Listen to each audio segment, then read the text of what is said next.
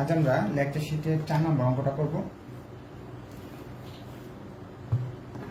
Nipon limited. এখানে বলতেছে Nippon limited sells its product on a gross profit of 20% on sales.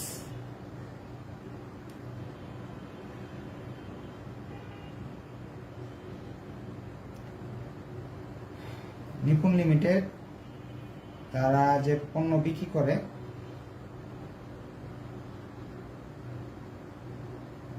সেই পণ্যের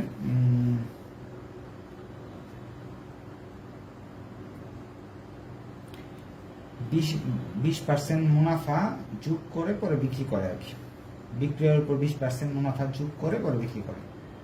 যে টাকাটা বিক্রি করে সেই টাকার উপর 20% মুনাফা আছে। The following information is extract from the annual accounts. বার্ষিক যে হিসাব আছে সেই হিসাবে কিছু তথ্য এখানে দেয়া আছে। প্রথমে লেখা আছে সেলস এট 3 month ক্রেডিট 40 লক্ষ। আমরা 3 মাস বাকিতে মাল বিক্রি করছি 40 লাখ টাকা। র মেটেরিয়াল 12 লাখ টাকা। ওয়েজেস 15 দিনের জন্য ওয়েজেস পেইড এভারেজ টাইম হলো 15 ডে 9,60,000 টাকা।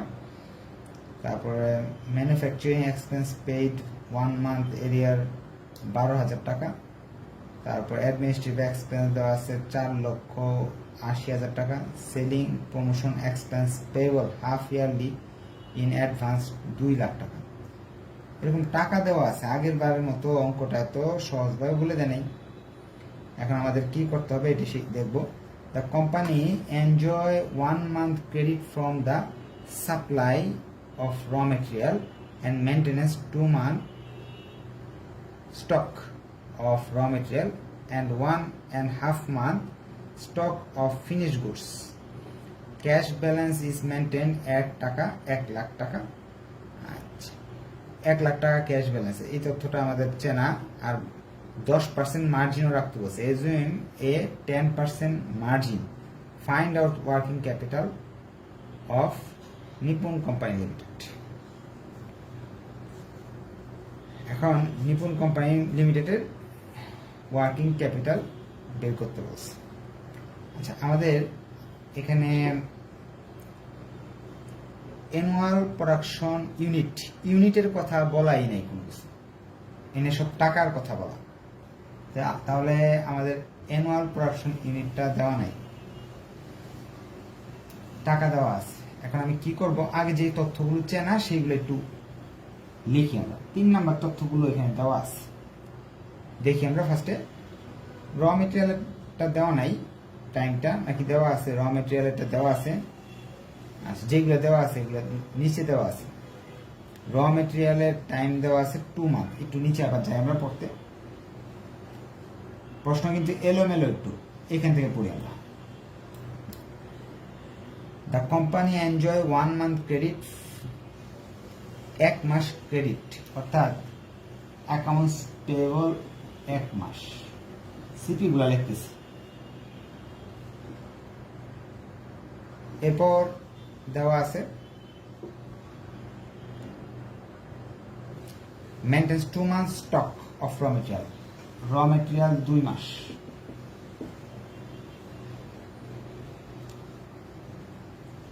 One and half month stock finish stock. Finished stock of raw material and 1.5 month stock of finished stock. Finished stock দেওয়া আছে 1.5 month।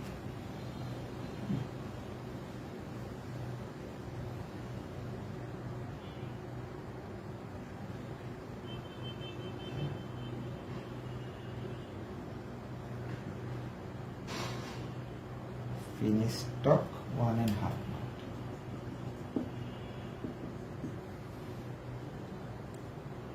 আর এরপর আর কি বললো, দ্য ক্যাশ ব্যালেন্স মেনটেন্স বলে দিছে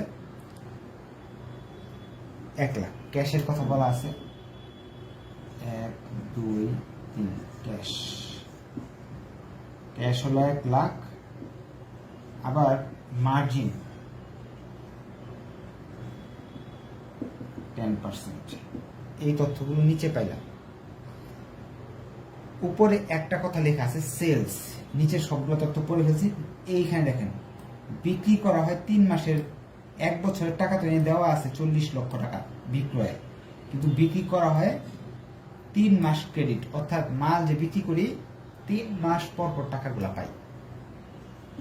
অ্যাকাউন্ট রিসিভেবল 3 মাস। আগের 4টা ক্লাস না দেখলে এটা বোঝা সম্ভব না, অবশ্যই আগের ক্লাসগুলো দেখে নিতে হবে। এরপরে ওয়েজেস 15 দিন একটা শব্দ দেওয়া আছে, ওয়েজেস 15 দিন মানে আধা মাস। ওয়েজেস 15 দিন অথবা আধা মাস, 15 দিন অথবা আধা মাস। এরপর একটা কথা লেখা আছে ম্যানুফ্যাকচারিং এক্সপেন্স 1 মান্থ ইন এরিয়ার, অর্থাৎ ম্যানুফ্যাকচারিং এক্সপেন্স বলতে বোঝায় হলো আপনার ওভারহেডকে বোঝায়। তারপর আমরা ওভারহেডকেই ম্যানুফ্যাকচারিং এক্সপেন্স বোঝায়। 1 মাস। আরো বলতেছে অ্যাডমিনিস্ট্রেটিভ এক্সপেন্স হলো অ্যাডমিনিস্ট্রেশন এক্সপেন্স 1 মান্থ, নয় administrative expense 1 month. Sales promotion expense payable half yearly in advance. এখানে একটা কথা বলতেছে আপনাকে সেলস প্রমোশন এক্সপেন্স অগ্রিম দিতে হয়, অ্যাডভান্স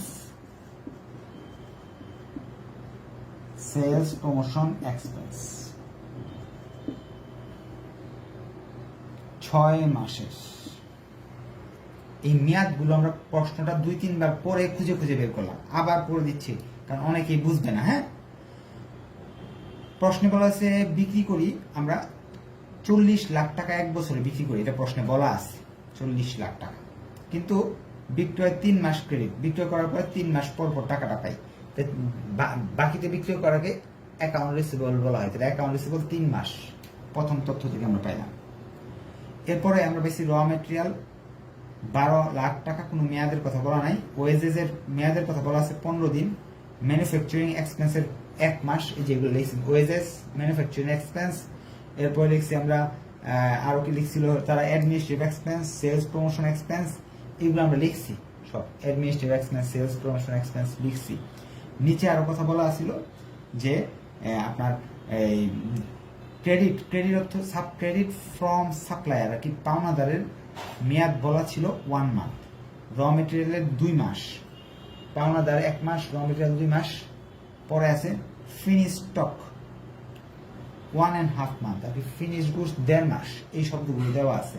তা ক্যাশ ব্যালেন্স মেনটেন্স 1 লাখ দেওয়া আছে, যে আমরা নগদ টাকা 1 লাখ থাকে এবং 10% মার্জিন। এটা হলো প্রশ্নটা, আমি কিছুটা লিখে ফেলছি, শুধু সিপি গুলা, এপিইউ দেওয়া নাই, পিইউসিউ দেওয়া নাই। হ্যাঁ, শুধু সিপি দেওয়া আছে। এখন অঙ্ক শুরু করে দিই, তাহলে আমাদের কিছুটা আগাবে। যে তথ্য দেওয়া আছে ওই তথ্যের আলোকে।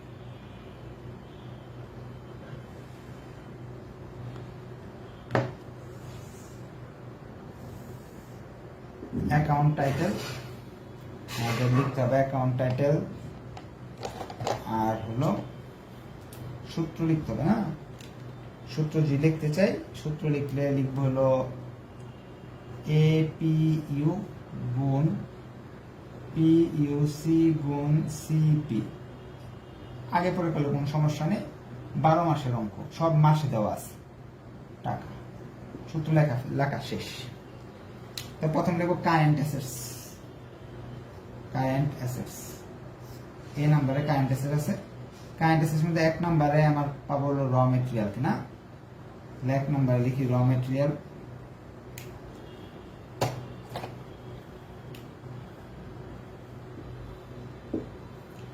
র মেটেরিয়ালের 12 জানি এখানে দেওয়া আছে। সিপির মান আমরা জানি র মেটেরিয়ালের 2, কিন্তু এপি ইউপি ইউসি এইসব কিছু দেওয়া নাই, কিন্তু টোটাল টাকা দেওয়া আছে 1 বছর 12 লাখ। আমি আগে যে অঙ্কটা করতাম কি লেখা থাকতো, ধরেন আগে লেখা থাকতো আপনার 1 বছরে আপনি 20,000 ইউনিট বানান, একটা ইউনিটের দাম 2 টাকা পরে আপনি করতেন 1 বছরের ইউনিট এবং টাকার পরিমাণকে গুণ করে 40,000 টাকা গুণ করে মোট টাকাটা বের করতেন, এরপরে সিপি দিয়ে গুণ করতেন, 12 দিয়ে ভাগ করতেন। আমি জিনিসটা আর একটু সহজে বুঝাই, হ্যাঁ, আরেকটা অঙ্কে যাই না। প্রশ্ন নিব, আমরা একটু উপরে যাই, যেমন ধরেন 1 নম্বর অঙ্কে চলে যাচ্ছি। এখানে একটা মালের দাম 8 টাকা প্রশ্নে বলা আছে 1 নম্বর অঙ্কে, এবং 1 বছরে তারা কতগুলো মাল বানায় এটা বলেছে 1,04,000 মাল বানায়। একটা মালের দাম হলো 8 টাকা, 1,04,000 মাল বানায়। যে খরচ হয় সেই খরচের সাথে সময় দিয়ে গুণ করতে হয়। যেমন এখানে র মেটেরিয়ালের সময় ছিল হয়তো বা ম্যাটেরিয়াল সময় ছিল 1 মাস, উপরে 1 লিখছিলাম, নিচে 12 লিখছিলাম, ঠিক না? এই দুটাকে গুণ করছিলাম, পরে উপরে 1 নিচে 12। এটা হলো টাকা। 1 বছরে কত টাকা খরচ হয়? 8 টাকা খরচ হয় 1 বছরে, এতগুলো মাল বানায়। যেহেতু 1 মাস সময় লাগে, 1 দিয়ে গুণ করছি, 12 দিয়ে ভাগ করছি। এটা হলো সময়ের কাজ, আর এটা কিন্তু টাকার কাজ। 1 বছরে কত টাকা লাগে, দুইটা জিনিস গুণ করলে বের হবে। একটা মালের দাম এবং সবগুলো ইউনিটের গুণ করলে 1 বছরে কত টাকা লাগে বার্ষিকে, বছরে কত টাকা লাগে, এটা বের করতে হলে দুইটা জিনিস গুণ করতে হয়। এই দুইটা জিনিস গুণ করলে বছরে কত টাকা লাগে সেটা বের হয়ে আসে। প্রশ্নে তারা কষ্ট করে এই জিনিসটা দিয়ে দিছে, আমাদের গুণ করে বের করতে হবে না। তারা বলে দিছে 1 বছরে আপনার খরচ হবে ম্যাটেরিয়াল বাবদ 12 লাখ টাকা, এই যে লিখে দিচ্ছে, অ্যানুয়াল অ্যাকাউন্ট গুলো দেওয়া আছে। সো আপনার এপি এবং পিইউসি গুণ করলে কত আসে সেটা প্রশ্নে দিয়ে দিছে 12 লাখ।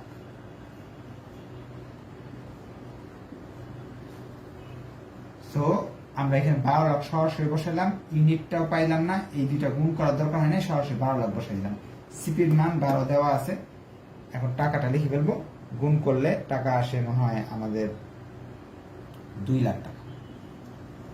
আমরা একটা জিনিস লিখতে ভুলে গেছি, ক্যাশটা সবার উপরে লিখে দিতে হবে। 2 নাম্বার আইটেম, 1 নাম্বার আইটেম হলো ক্যাশ, নগদ টাকা 1 লাখ। এখন এই অঙ্ক রিলেটেড যে কোনো প্রশ্ন থাকলে আপনারা বলতে পারেন, আমি উত্তর দিব। কারণ এই অংশটা যদি আপনি বুঝতে পারেন তাহলে সবই বুঝতে পারবেন। উত্তর দেওয়ার জন্য বসে আছি। স্যার আমি এই ফার্স্টটা বুঝি নাই, মানে একটু আগে যেটা বুঝলাম না ওটা বুঝি নাই। স্যার কেন বলা আসবে? জি স্যার ক্যাশটা কেন আসবে? প্রশ্নের স্যার পার্সেন্টেজ দেওয়া আছে না, 10% মার্জিনে দেওয়া আছে না। ক্যাশ পার্সেন্টও দেওয়া আছে, নগদও দেওয়া আছে। 1 লাখ টাকা দেওয়া আছে আলাদা। দুইটাই দিছে, নগদে 1 লাখ দিয়ে দিছে, দেখেন প্রশ্ন ভালো করে দেখেন, আর 10%ও দিয়ে দিছে। দুইবার করতে হবে। আচ্ছা, 10% মার্জিন, মার্জিনের কাজ মার্জিন নিচে হবে, উপরে ক্যাশ দেওয়া আছে, ওকে। আচ্ছা, এখন এইটাই বুঝেন এই সবাই, আর বাকি এগুলো তো মেয়াদ গুলো খুঁজে খুঁজে বের করছে, এটা বুঝতে পারছে, এটা বুঝে না, এটা একটু বুঝাই দিতে লিখে দিতেছে, ঠিক আছে। গ্রস প্রফিটের 20% কাজ আছে ভবিষ্যতে, এখন তো আসতেছে না, বলতেছে যে বিক্রি যে করছি 4 লাখ টাকা দিয়ে, একটু বুঝতে দিলে ভালো হতো। প্রথম থেকে বুঝাই দিছি, একবার সম্পূর্ণ ডাকটা একবার পড়ে বাংলায় বুঝাই দিছি, তাহলে আবার দেখতে হবে উপরে থেকে।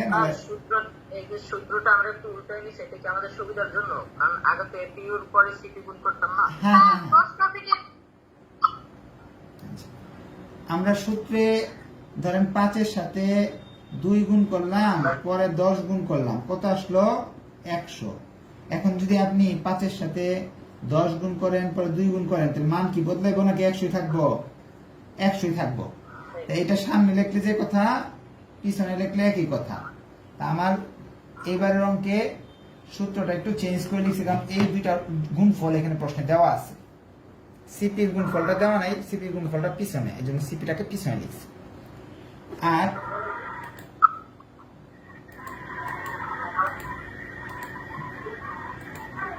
প্রথমেই বলে দিছিলাম, এখানে গ্রস প্রফিটের কথা বলতেছে যে আমি যে বিক্রি করি মাল, ধরেন আমি 100 টাকা দিয়ে বিক্রি করি, এই 100 টাকা যে বিক্রি করি সেটার মাঝে 20% প্রফিট থাকে। কার উপর? খরচের উপর 20% প্রফিট থাকে। ধরেন আপনার খরচের উপর যদি থাকে তার প্রফিটটা বের করতে হলে উপরে লিখতে হবে হলো 100 গুণ 20, নিচে লিখতে হবে 80 না 120, এইভাবে করতে হবে। যাই হোক, আমি এটা বুঝাবো।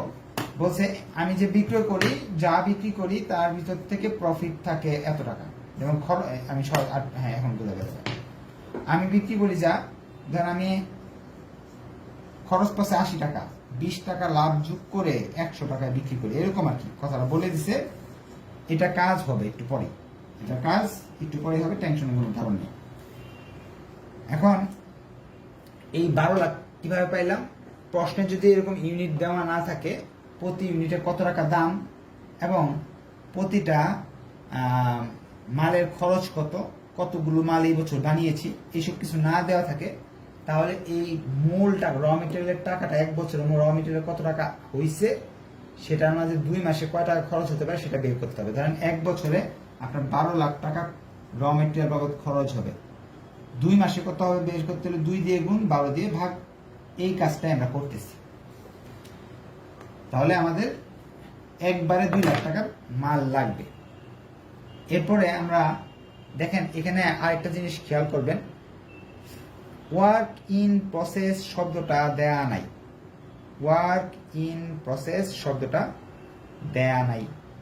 এখন ওয়ার্কিং প্রসেস শব্দ যদি দেওয়া না থাকে সেক্ষেত্রে আমি কি করতে পারি? সেক্ষেত্রে আমি লিখতে পারি না। কারণ কি, ওয়ার্কিং প্রসেসের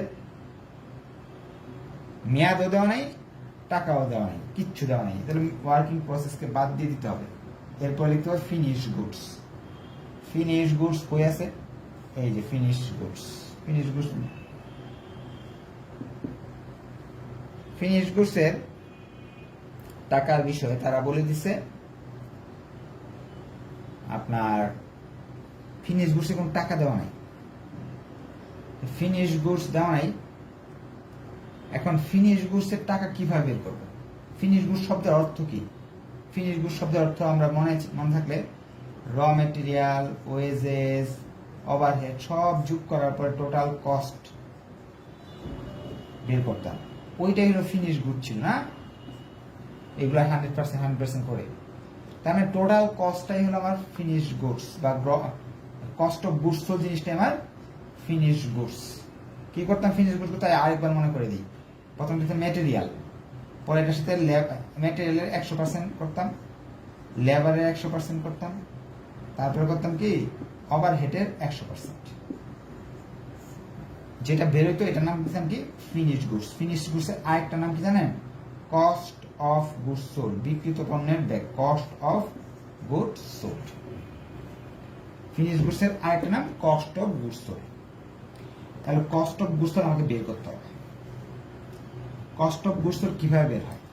এইভাবে বের হয়। Cost of goods sold, cost of goods sold, এটার বাংলা অর্থ বিক্রিত পণ্যের ব্যয়।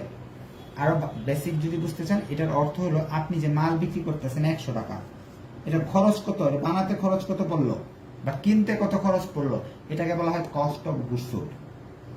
তাহলে কস্ট অফ গুডস সোল্ড এর সাথে আমি গ্রস প্রফিট যোগ করলাম, তাহলে আসবে সেলস। তাহলে আমাকে কস্ট অফ গুডস সোল্ডটা প্রয়োজন, অর্থাৎ ফিনিশ গুডসটা প্রয়োজন। সেক্ষেত্রে আমি কি করবো? ফিনিশ গুডস বের করার সূত্র হলো sales minus gross profit. Sales থেকে গ্রস প্রফিট বাদ দিতে হবে, সোজা লাভ। কস্ট অফ গুডস সোল্ড বের করার উপায় কি? ওয়ার্কিং টুতে লিখে ফেলেন। Working two, cost of goods sold সমান সমান sales minus gross profit. Sales এর মান প্রশ্নে দেওয়া আছে 4 লক্ষ। গ্রস প্রফিট, মুনাফার পরিমাণ তারা বলেছে গ্রস প্রফিট ধরা যাবে, সেটা হলো 20% অন সেলস, বিক্রয়ের উপর 20%। অর্থাৎ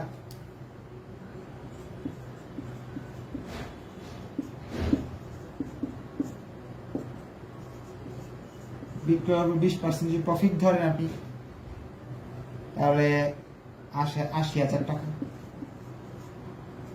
অর্থাৎ 3,20,000 টাকা আপনার ফিনিশ গুডসের টাকা চলে আসলো। দেখা যায় কি আপনাদের ক্লাসটা হলো সবার শেষে, আগে অনেকগুলা ক্লাস করাইতে হয়, ক্লাস করাইতে করাইতে আপনাদের ক্লাসের সময় মার্কারের কাজ শেষ হয়ে যায়। ফিনিশ গুডসের সবগুলো মার্কেট কালি শেষে, অনেকগুলো মার্কেট থাকে এখানে 10-12টা। তাহলে এটা ক্যালকুলেশন করে বের করলাম 3,20,000 টাকা। 3,20,000 টাকা ক্যালকুলেশন করে বের করতে হলো। আর এই টাইমটা ওইখানে দেওয়া আছে, 12 দেওয়া আছে। এখন গুণ করব, গুণ করলে যে টাকা আসে ওইটা লিখে ফেলবো।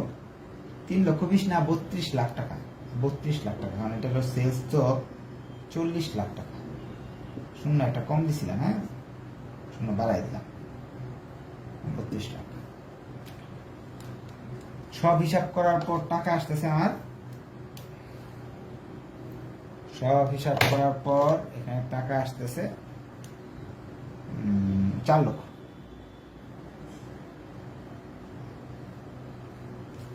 তাহলে এই ক্যালকুলেশনটা আমাকে করে নিতে হবে যদি কস্ট অফ গুডস এর টাকা বের করতে চাই অথবা ফিনিশ গুডসের টাকা বের করতে চাই। এত কঠিন প্রশ্ন আসবো না, আগে বলে দিলাম। যারা দুর্বল স্টুডেন্ট তারা বাদ দিয়ে দেন এই অঙ্ক, শর্টকাট কথা। কারণ কোয়েশ্চেন থাকলে কোয়েশ্চেন করার সুযোগ আছে। 3 number item, 4 number item, debtors. Debtors 12 নিচে। ডেপ্টরস নেওয়ার দুইটি পদ্ধতি আছে, এক হলো সেলস নেওয়া যাবে অথবা ফিনিশ গুডসের টাকা নেওয়া যাবে, যে কোনো একটা নিলেই হইতেছে।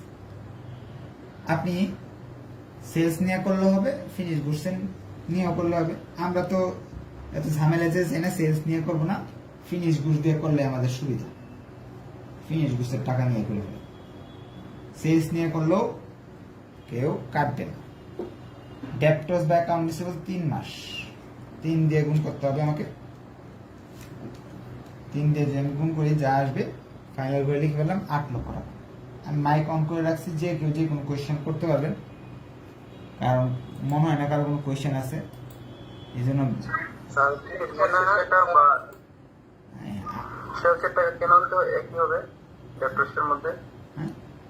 বিক্রি করলে দেনাদার সৃষ্টি হয়। এই জন্য বিক্রয় করলে যে 4 লক্ষ টাকা বিক্রি করছেন, 40 লক্ষ টাকা বিক্রি করছেন,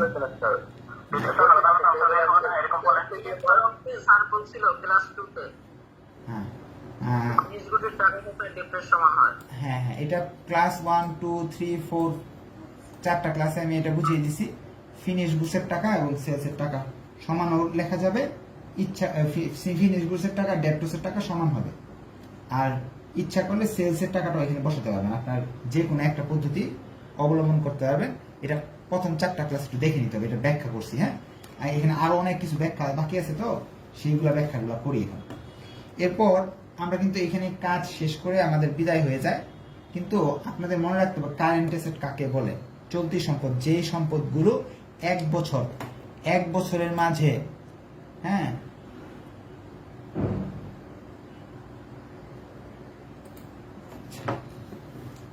যে সম্পদগুলো 1 বছরের মাঝে পরিবর্তন ঘটে বা বিক্রি করে দেয়, তাহলে সেগুলোকে কারেন্ট অ্যাসেট বলা হয়।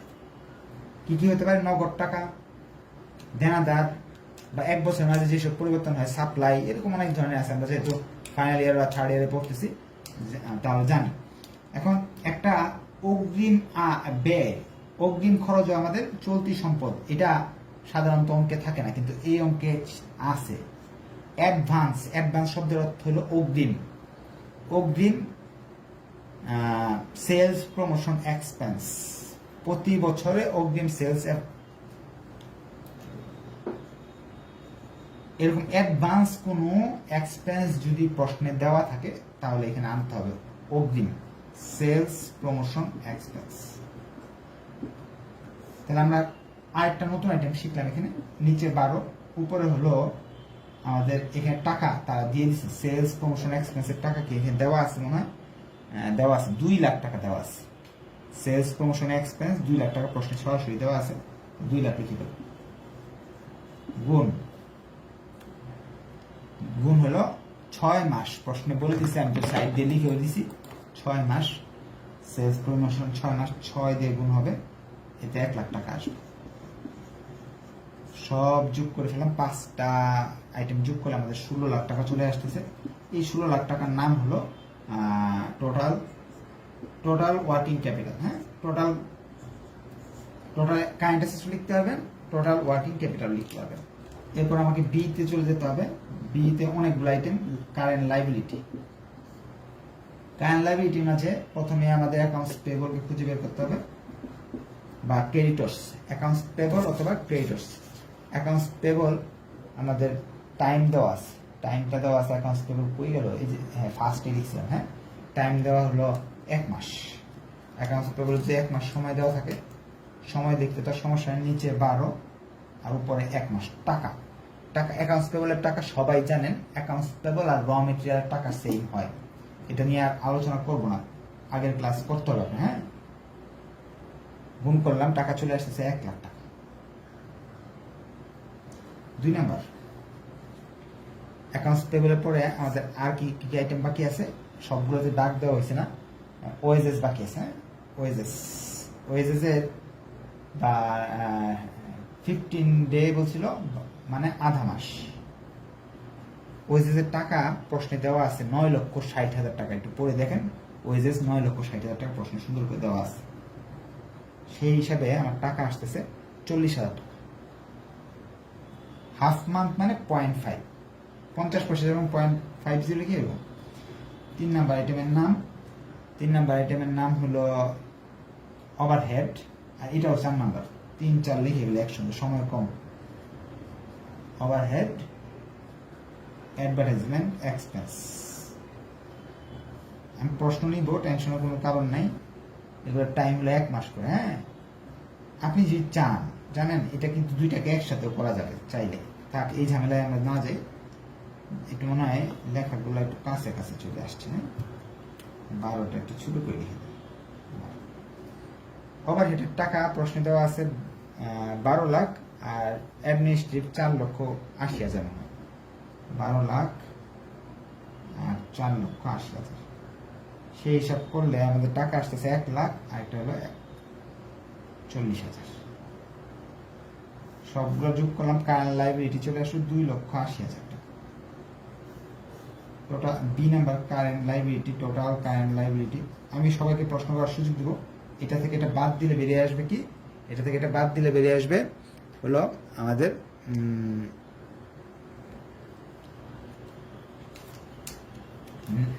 Net working capital. এটা থেকে বাদ দিলে আসতেছে 13,20,000। এখন অঙ্কে তারা বলে দিছে মার্জিন রাখতে হবে 10%, 10% মার্জিন রাখতে হবে। 10% যদি মার্জিন রাখতে যাই, আমাকে অবশ্যই সূত্র ব্যবহার করতে হবে।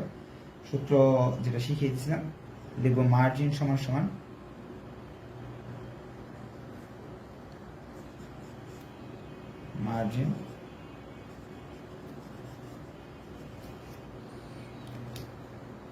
মার্জিনের বিষয়টা একটু পড়ে নেই। অ্যাজিউম 10% মার্জিন, আচ্ছা 10% মার্জিন ধরতে হবে। 10% মার্জিন যদি ধরি, সূত্র ব্যবহার করা সবচেয়ে ভালো হবে। আবার সূত্র ছাড়াও করা যাবে, কিন্তু সূত্র ছাড়া করার নিয়মও আছে, আমি বলে দিতেছি। 10 নিচে হবে 100 মাইনাস 10। সূত্র ছাড়া কখন করতে পারবেন?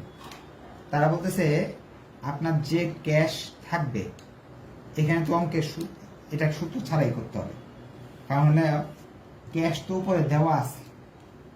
অঙ্কে যদি কখনো ক্যাশ দেওয়া থাকে, সেক্ষেত্রে আপনাকে সূত্র ব্যবহার করার প্রয়োজন হবে না। সরাসরি 13,20,000 টাকার উপর 10% ধরে নিতে হবে।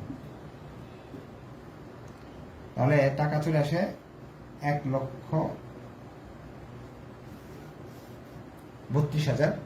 ক্যালকুলেশন করলে টাকা চলে আসে, নেট ওয়ার্কিং ক্যাপিটাল আসে 14,52,000। 14,52,000 টাকা। তাহলে ওয়ার্কিং ক্যাপিটাল রিকোয়ারমেন্ট বেরিয়ে আসলো। এখন যার যার প্রশ্ন আছে, প্রশ্ন করে ফেললেন। অবশ্যই আগের ক্লাসগুলো দেখে দেখে না আপনাদের আসা উচিত, না হলে কি এই ক্লাসগুলো বুঝতে সমস্যা হয় সবার। বলেন এখন কার কি কোনটা বলবো একটু বলেন তো। মার্জিনটা, মার্জিনের বিষয়টা আরেকবার বলতেছে। মার্জিনের বিষয়টা হলো, মার্জিন জিনিসটা কি, যে আপনার যে টাকাটা নগদ থাকবে সেটার উপর 10% ধরতে হবে। এখন প্রশ্ন যদি ফার্স্টে ক্যাশ দেওয়া থাকে সেক্ষেত্রে কিন্তু নগদ টাকা অলরেডি আপনার হাতে 1 লাখ বাড়তি আছে, পুরোটার উপরে 10% ধরে ফেললেই হয়ে যাবে। আর যদি এই ক্যাশ শব্দটা দেওয়া না থাকে, শব্দে ক্যাশ বলতে কি অতিরিক্ত টাকা, টাকা বলতে কিছু নাই, ক্যাশ কোনো টাকা দেওয়া নাই, সেক্ষেত্রে আপনি সূত্র ব্যবহার করবেন। সূত্রটা গত ক্লাসে দেখানো হয়েছিল। উপরে লিখতে হবে টোটাল টাকাটা, যেমন 13,20,000 টাকা গুণ 10, নিচে 100 মাইনাস 10।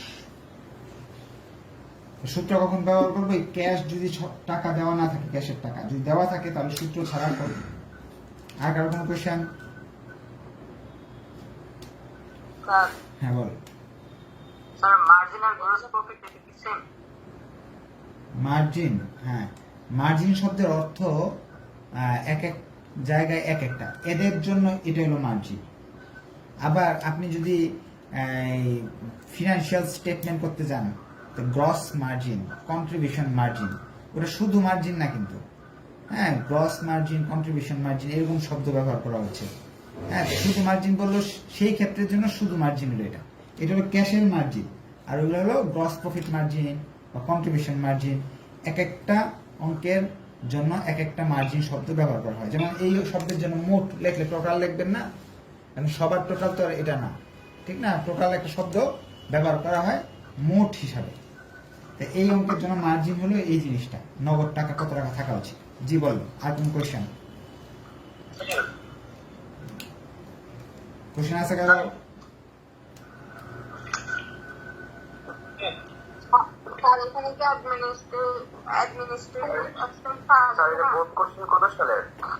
এটা কোনো বোর্ড, এটা এমবিএ এর একটা অঙ্ক, বোর্ড কোয়েশ্চেন না এটা। একটা পাবেন, সব বইতে আছে। আচ্ছা, অ্যাডমিনিস্ট্রেটিভ এক্সপেন্স আসবে না,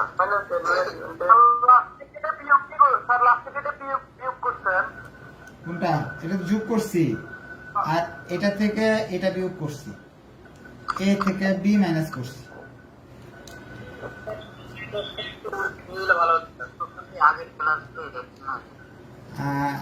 ইয়ে কি বলে যে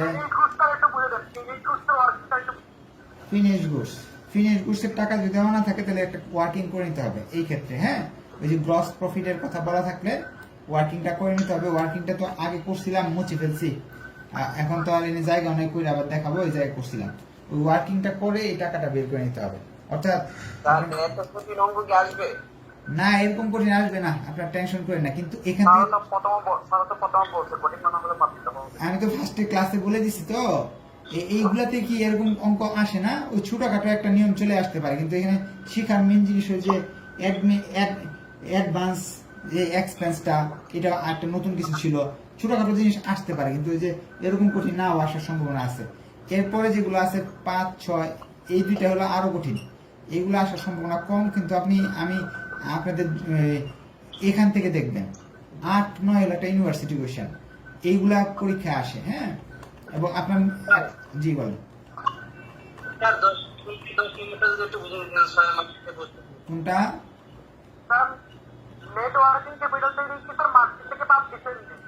নেটওয়ার্কিং ক্যাপিটাল থেকে, নেটওয়ার্কিং ক্যাপিটাল যোগ মার্জিন সমান সমান ওয়ার্কিং ক্যাপিটাল রিকোয়ারমেন্ট। আরেকটা জিনিস শুনে রাখেন, শুনেন, হ্যাঁ হ্যাঁ শুনেন, আপনাদের আরেকটা কথা বলে দিই। হ্যাঁ, আমার এর আগে মনে 4টা ক্লাস হয়েছে। হ্যাঁ, ওই 4টা ক্লাস যদি আপনি দেখে ফেলেন তাহলে আপনি আপনার বই থেকে থার্ড ইয়ারের বইয়ের আলোকে বা 4th ইয়ার ম্যানেজমেন্টের বইয়ের আলোকে সব অঙ্ক পাবেন। হ্যাঁ